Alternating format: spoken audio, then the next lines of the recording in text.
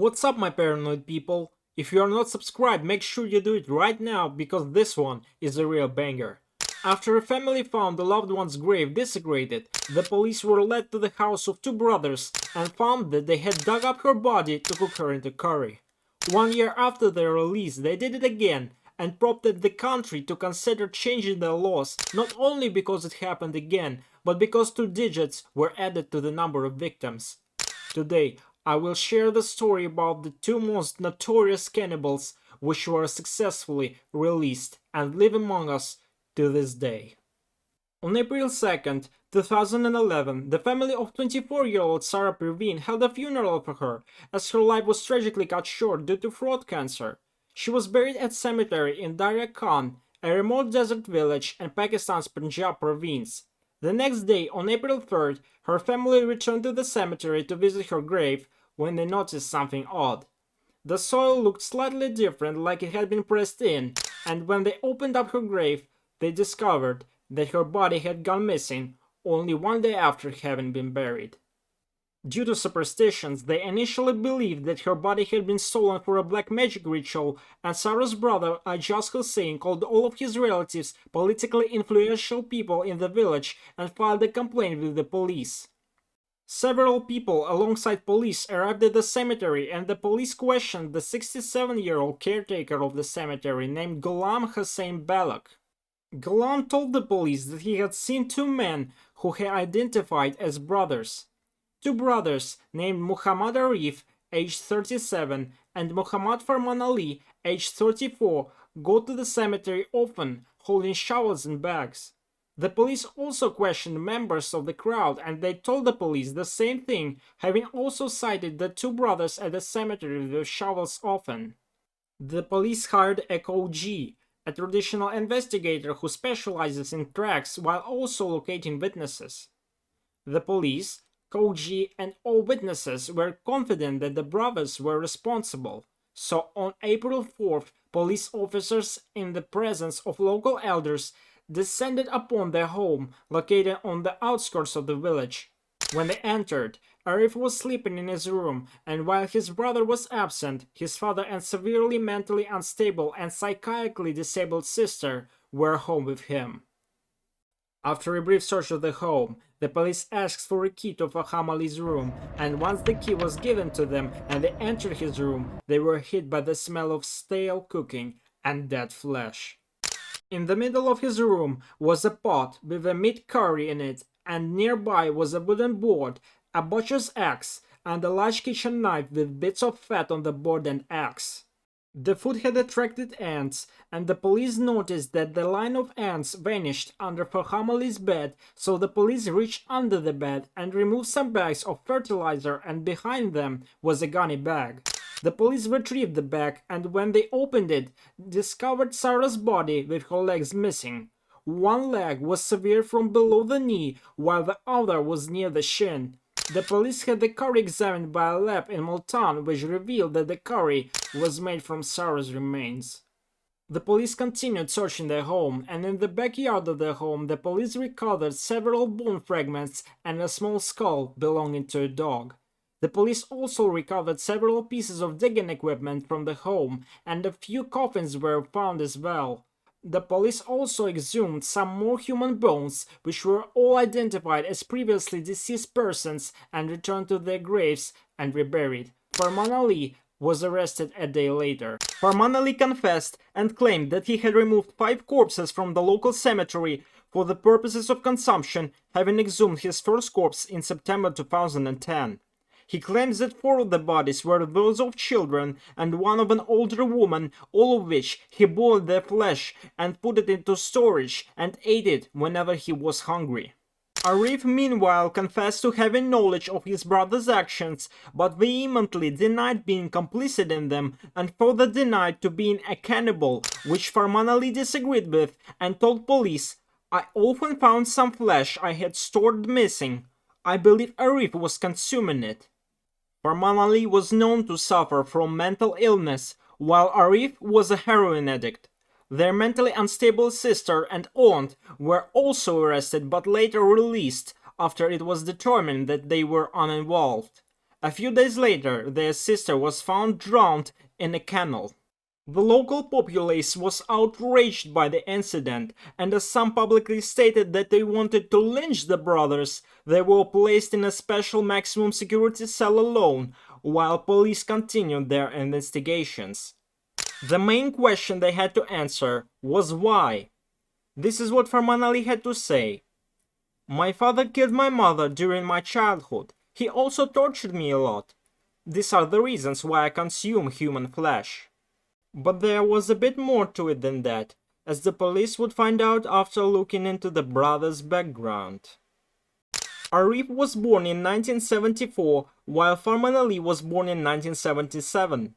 The two were born in the village of Dara Khan and were the sons of a smaller landowner named Kali Ahmed. While Farman Ali claimed that his father murdered his mother while he was young, according to the villagers, the truth of the matter was that she died either of consumption or during complications with pregnancy.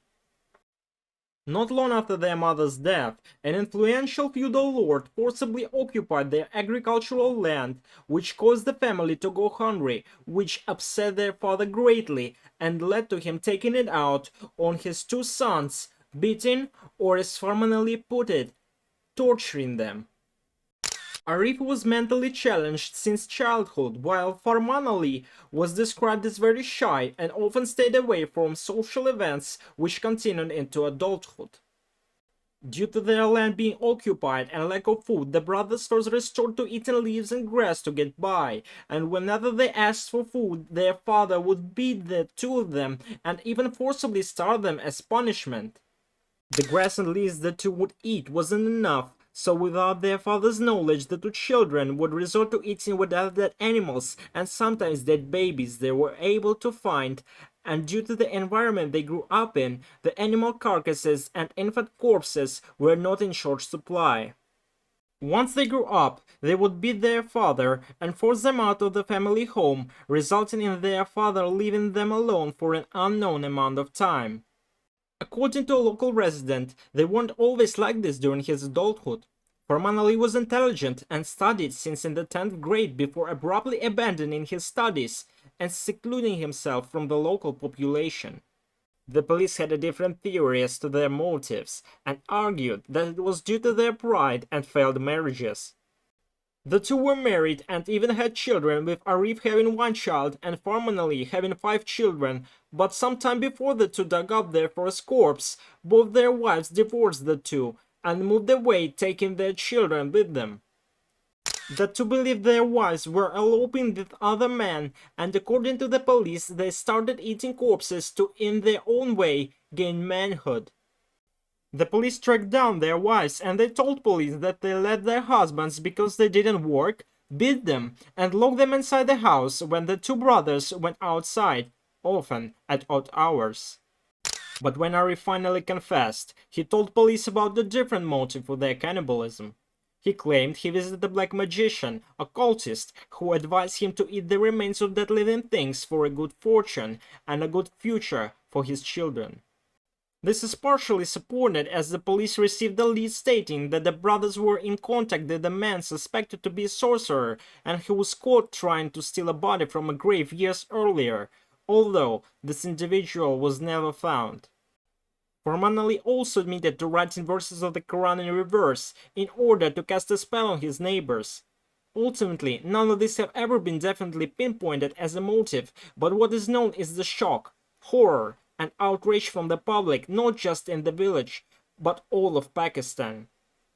Alongside threats to lynch the brothers, many were horrified. Some of the villagers gave up eating meat, while people frantically rushed over to their relatives' graves to make sure they were still buried, and some families resorted to having cement poured over the graves to keep them sealed shut. Other enraged residents stood in the middle of and blocked the road in and out of the village to demand the government to deliver harsh punishments onto the two. There were also speculations that Farman Ali was lying about having only been cannibalizing dead bodies since September, and instead many believed they had been doing this for a decade, and despite villagers expressing shock at what the brothers did, it was also believed that more people knew than they let on. Some told the media that for a few of the villagers it was an open secret and the brothers clan would cover up their actions so that it wouldn't bring them shame and ridicule. According to insiders, 6 months before the arrest, the grave of a child had been opened and the Baradari members and local elders covered up the event. The same insider who revealed this information also explained that Farman Ali would publicly brandish a knife and tell everyone that he had links to influential people. Although none of the information alleging cannibalism to be well known has ever been confirmed. Although, according to one clan member who lived in a city, people would accost him on the street to call him an eater of human flesh, and he told the media that he had wished nobody ever found out about the brothers' actions. Even more shocking than their crimes was how the most egregious acts committed by the two weren't illegal. Pakistan had no laws against cannibalism, so the two were only charged with trespassing, desecrating a corpse, and desecrating a grave. Essentially, despite everyone finding their actions abhorrent, the police were treating them as petty criminals. Although many lawyers who heard the case wanted the two examined by a psychiatrist, the police refused to invite any and argued that they behaved normally while locked up in their cells and that the investigation was complete. The two brothers' appointed lawyer also said, "They are not insane, they are just fools." Later that same year, a court convinced them on the charges and sentenced both brothers to 2 years imprisonment. The two served their sentence and were released in May 2013, and when the residents of Direct Khan found out about their release in June, they were not happy. In protest, residents set numerous tires on fire on a major highway in the area, blocking traffic for several hours, and publicly threatened to lynch the brothers, prompting the police to take them into protective custody, where they stayed living a quiet life away from everyone else. On August 3rd, 2013, a BBC reporter tracked down Arif for an interview. Before finding him, he spoke to the brother's uncle, who had this to say: "Interview the corpse eaters. They didn't eat corpses, they are just the victims of their neighbor's jealousy."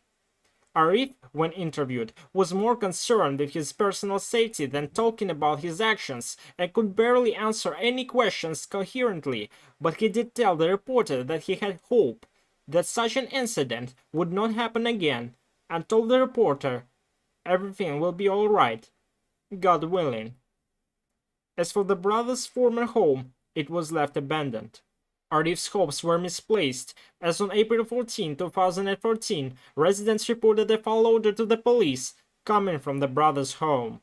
Once inside, they arrested Arif and found a human skull belonging to a male child aged around 4 to 3 years old and who had died long before the raid. Just like last time, Farman Ali was missing, so the police conducted several raids across the local area until tracking him down and arrested him.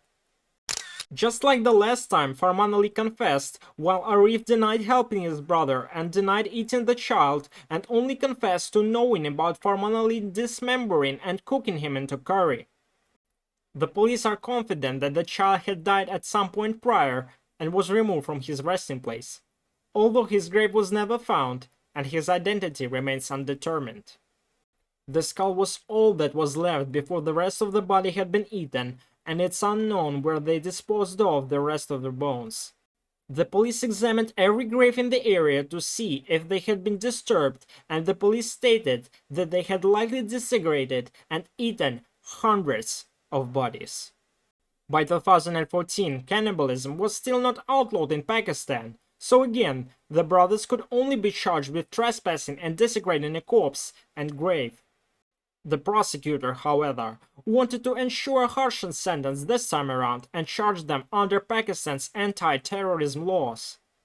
The prosecutor argued that the smell coming from their home, combined with their prior history, had spread fear among the residents and was thus an act of terrorism. This argument was accepted and the two brothers were tried by an anti-terrorism court in Sargodha. On June 11th, 2014, the court convinced the two brothers and sentenced them to 12 years imprisonment as well as a fine of 700,000 Pakistan rupees. In his closing remarks, the judge recommended that Pakistan formally ban cannibalism. In October 2014, Pakistani lawmakers finally drafted an amendment to Pakistan's criminal code, which would formally outlaw cannibalism with a maximum punishment of 10 years, although the law failed to pass. The two were granted early release in 2020 and given to the care of their uncle and another brother, with very little media attention given to it and the police refusing to inform the public. Arif passed away from illness a short while later, while Farman Ali was the subject of another investigation, as a formal complaint was filed against him on April 20, 2022, when he was spotted in the local graveyard, burning copies of the Quran. His current whereabouts are unknown to the public, although the police do have his location.